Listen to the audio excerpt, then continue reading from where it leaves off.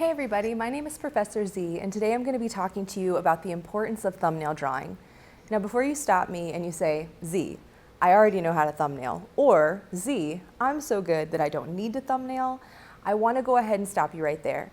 The things that we're going to cover today are not only the importance of thumbnailing, but I'm going to give you some tips and techniques that you've probably never considered when it comes to making thumbnail drawings that I think are going to tremendously improve your overall design, your drawings, your paintings, whatever finished project it is that you're trying to create. Taking the time to make a solid thumbnail and work out all of the kinks of your design early will save you a lot of frustration in the future. So let's get started.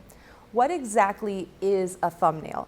I think many people misunderstand the purpose of thumbnailing or misunderstand what a thumbnail actually is. I oftentimes will assign students to create quite a few thumbnails for a design or for an illustration or for a painting that they're planning to make, and what they do is they bring me little drawings. A thumbnail is not a little drawing, and I think that that's the major misconception that people have about thumbnails. So if we were to take a look at these 6 illustrations behind me, and I asked you to make a thumbnail for each one, most people would draw 6 little boxes, and then they would make 6 little representations of each of these drawings. That is not what a thumbnail is. What if I told you that you could draw one thumbnail that would represent every single one of these drawings? I'm sure you'd be saying, Z, you're crazy. There's no way that that's gonna work. Well, this is exactly what I mean when I say make a thumbnail. So what I've drawn is a vertical box, right? So we have all of our illustrations here are vertical. So I've drawn a vertical box, and I've drawn it larger than you should draw your thumbnail. So we're going to talk about that in just a minute. But essentially, every single one of these illustrations reduces down to a dot on a page.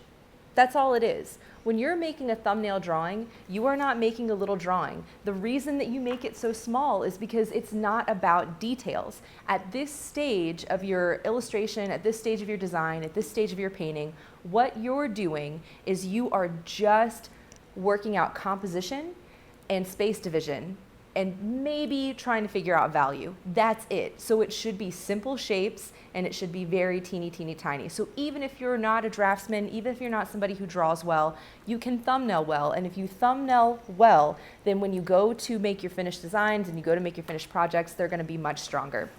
So if we take a look at this and we were to hold this up to any one of these illustrations, what you're gonna find is that really all it is a circular type composition slapped right in the center of the page.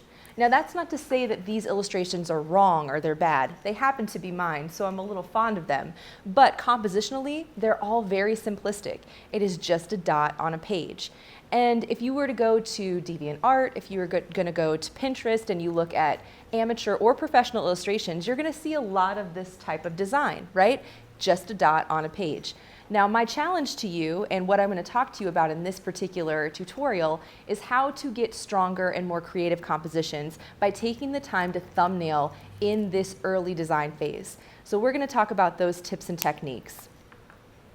So an analogy that I like to bring up when it comes to making thumbnails is talking about something like, say, a research paper. So if you're assigned to write a research paper for a class, chances are that you're not going to just sit down in front of the computer, open Word, and just start busting it out. If you do that, I'm going to go ahead out on a limb here and say that you probably don't get great grades on your research paper. Why is that? Because you need to have something that's going to keep you on track. You need to do a little preliminary work, and if you do that work, your paper is going to be stronger. So if you are asked to write a research paper, you're going to take a look at making an outline. That's going to keep you on track so you're not just writing aimlessly. This also works for, say, baking.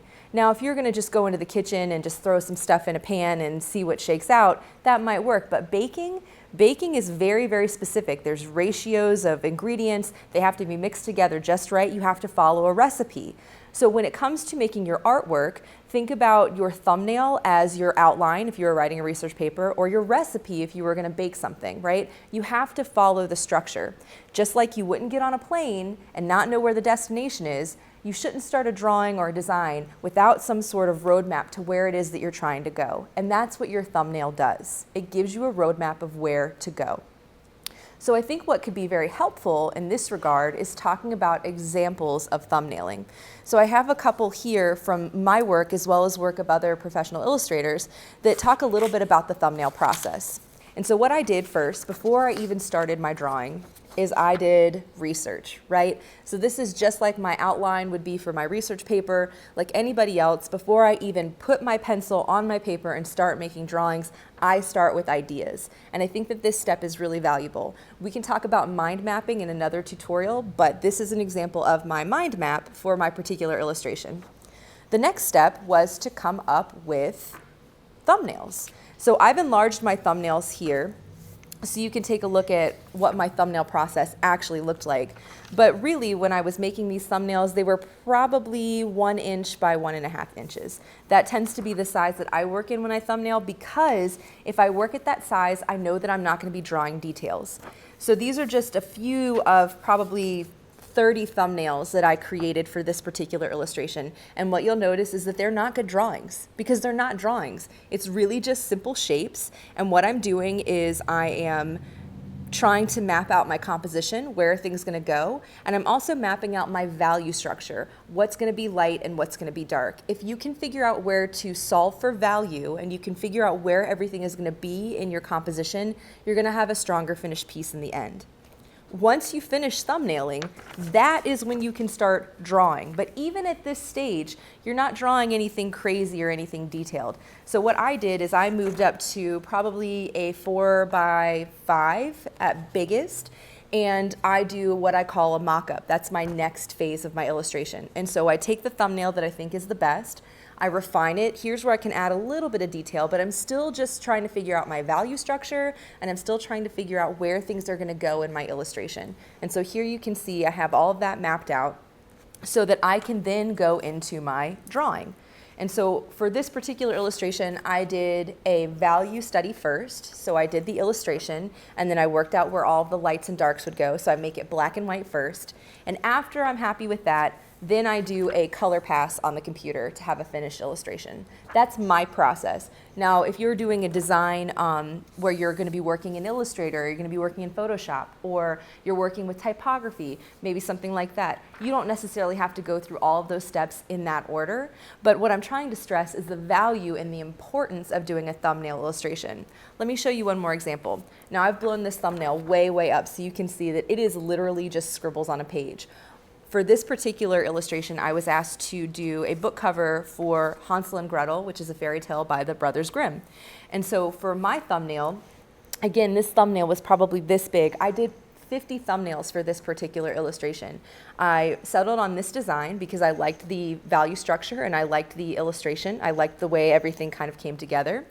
And so once I have my thumbnail done, then I can go into my mock-up phase. Once again, I'm solving for value. I'm not drawing details. I'm just laying out my space, figuring out what's going to go where.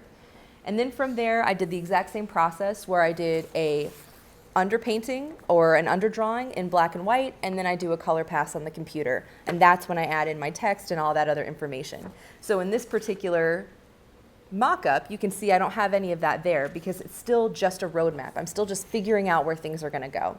So this is the finished illustration here. And this works no matter what kind of thing that you're working on. So I have an example here from Jake Parker, who is a professional illustrator and also the person who invented Inktober. So here is a list of thumbnails that he's done for a children's book. And so you can see that this is the actual size that he's drawing his thumbnails. This one is superimposed. It was kind of his finished version that he sent to the editor to show them what the finished pieces would look like. But overall, it's just lines. It's literally just lines on a page. They're scribbles. Anybody can draw them. They're not good drawings. They're thumbnails. And all he's doing is he's mapping out how those drawings are going to work together. And then I have this particular one here where you can see how it came out as a finished drawing. And so if you were to look at the thumbnail and you look at the finished drawing, they're nearly identical. He's changed nothing because he was able to solve all of the problems of his design in his design phase before he goes to his painting and his finished piece. That's what's so valuable about thumbnailing. We do it because not only it saves you time, it's going to make your finished work even stronger. So when it comes to making thumbnail drawings, the first technique that I want to go over with you is the consideration of line. Now I know that that might sound really simple or overly reductive because you're thinking, well, I mean, I get it. Line is important. Line's one of the elements and principles of design. But I want to talk to you about when you're thinking about the division of your space and you're thinking about where things are going to go or why things are going to look the way they're going to look, why certain lines denote certain things to a viewer. So for example, we have 3 illustrations here by master illustrator N.C. Wyeth, and they all 3 are illustrating how the use of lines can denote or tell us different things about the illustration. So for example, let's take a look at this one down here. What I've done is I've placed a piece of tracing paper over top of it and I've drawn lines across the illustration, kind of where there's an emphasis of line in this particular design. In this design, we're taking a look at a lot of horizontal lines. Now that's not to say that we don't also see vertical and diagonal lines here, but the vast majority of line and line movement in this illustration is horizontal.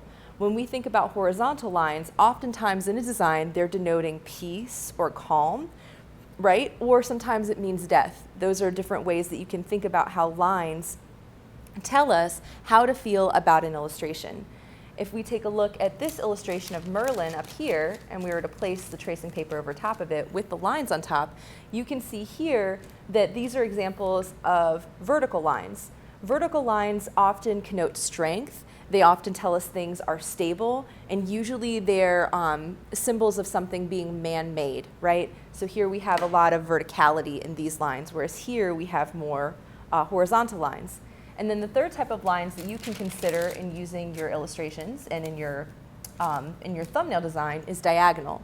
So diagonal lines are dynamic. They tell us tension, they tell us conflict, and they connote movement much more than vertical or horizontal lines do. Now, in each of these illustrations, there's other examples of lines. There's diagonal lines here and horizontal lines. There's vertical and diagonal, and in this one, there's horizontal and vertical as well. But the overarching composition, if we were to reduce it down to just lines, this one's diagonal, this one is vertical, and this one is horizontal.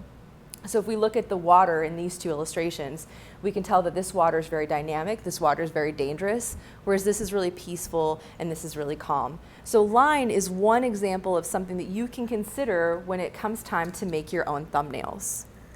So when it comes to making divisions of space and thinking about your overall composition, perhaps the most important tool that you can keep in your arsenal is going to be the rule of thirds. Now, the rule of thirds talks about how we divide space. Most artists use the rule of thirds in some way, shape, or form, whether they're painters, whether they're photographers, it doesn't matter. The rule of thirds is talking about when we have a space that we're going to be working in, whether we're going to be creating a drawing, an illustration, or a photograph. What we want to avoid is we want to avoid even divisions of space. So we want to avoid cutting things in 2. So even numbers tend to make things look too static or too balanced, or they can create too much tension. Now, for every rule that there is, there's always a reason to break it. But what I'm talking about today is I want you to avoid compositions that evenly divide the space either vertically or horizontally.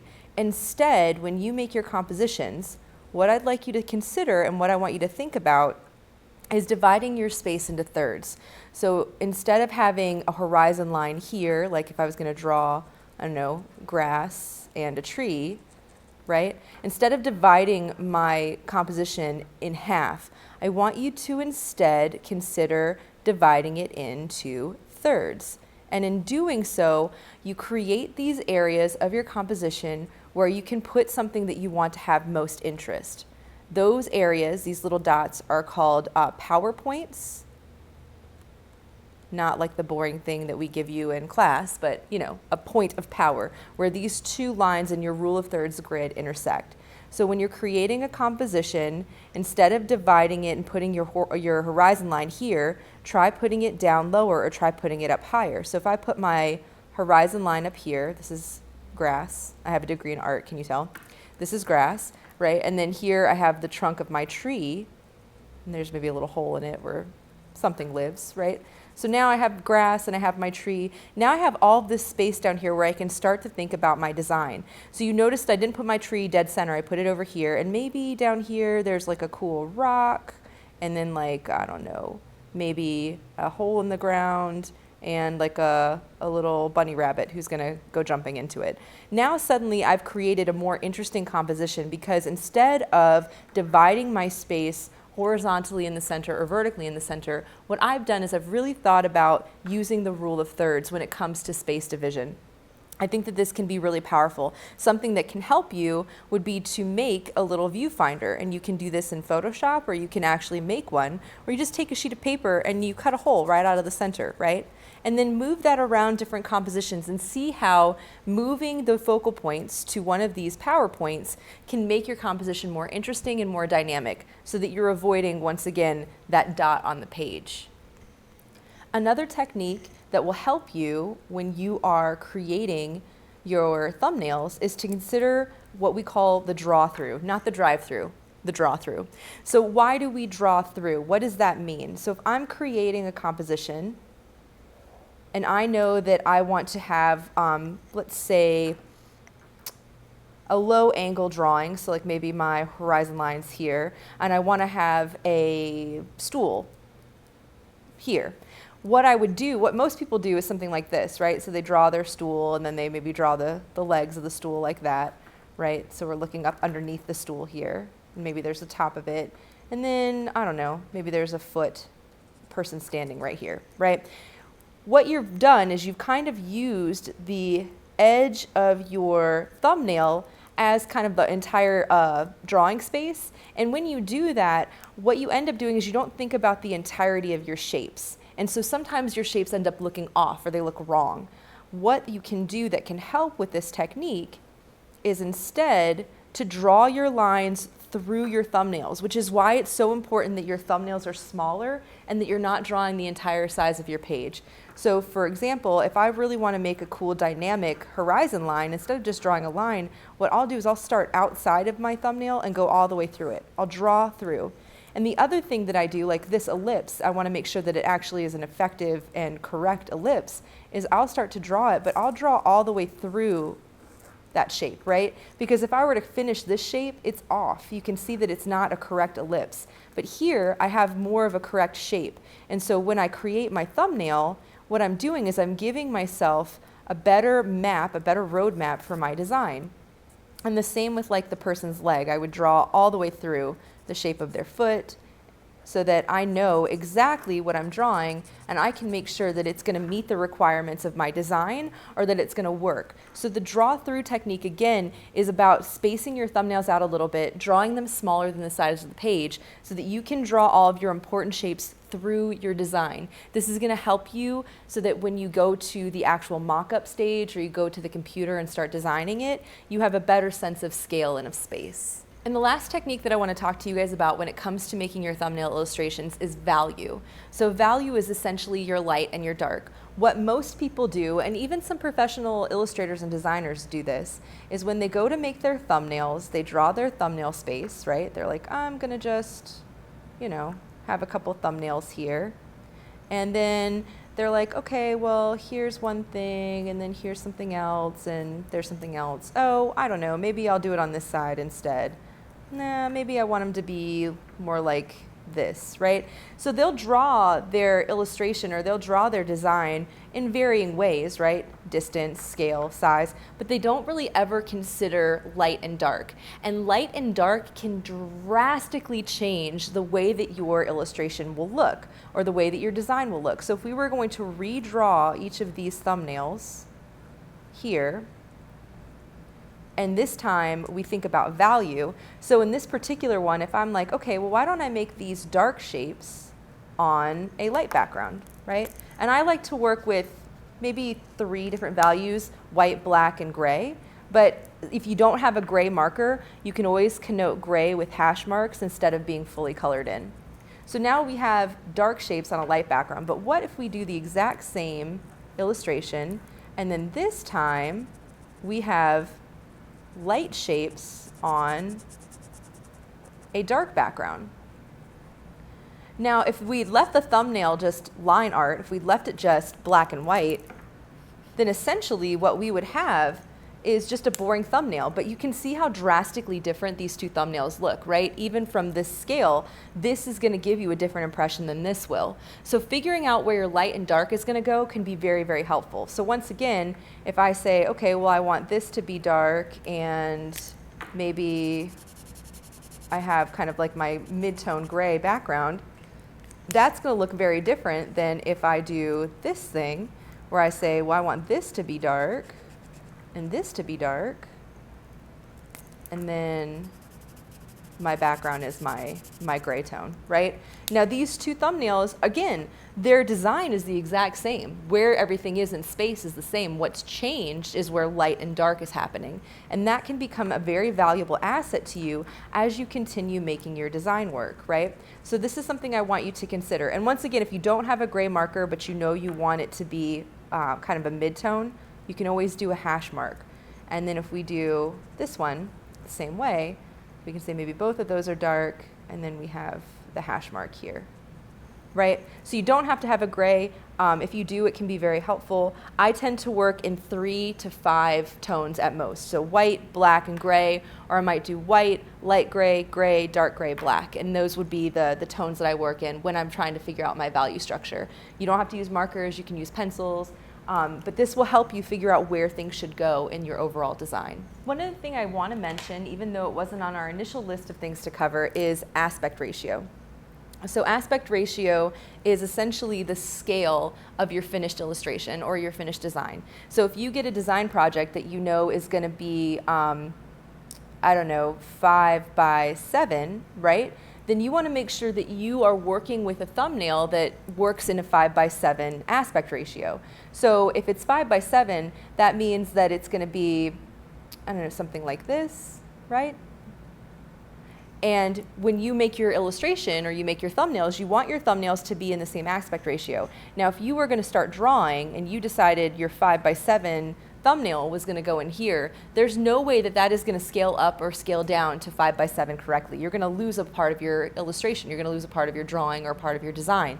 So it's really important that if you're making a horizontal design, that you know that you're working in the right aspect ratio. That square or that shape is not the same as that shape. And so if I make my thumbnail like this, that's never going to scale correctly to this. That's really important to understand. So a technique that can help with that is to take your finished output, like whatever the size is that you need to be working in, and when you're in Photoshop, you can go ahead and make a box that size, and then you open a document that's 8.5 by 11 or whatever size paper you want to work on, and you just scale that down and repeat it. So that's what I tend to do, is I'll take that box, I'll make it, and then I'll just repeat it on my page over and over and over again. So I have a page of thumbnails that I can start working in, and I'll know that they're all the same size, and I know that they're all going to work for my finished design.